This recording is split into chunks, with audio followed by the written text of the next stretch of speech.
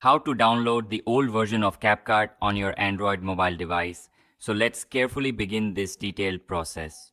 First of all, you absolutely need to open your Google Chrome web browser application. And here within this browser, you have to precisely search for something. What exactly do you have to search for? This is a website.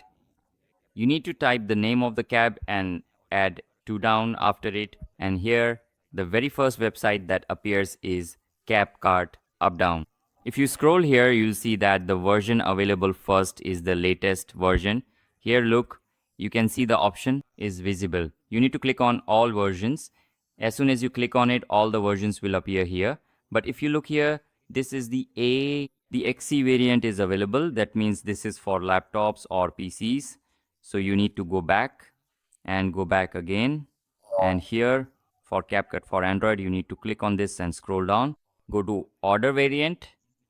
And in this way, the APK files are available here. You can download any old variant from here according to your needs and use it. In this way, you can download any old variant of CapCut for any mobile or Android phone. Or you can also download the old variant for any laptop or PC.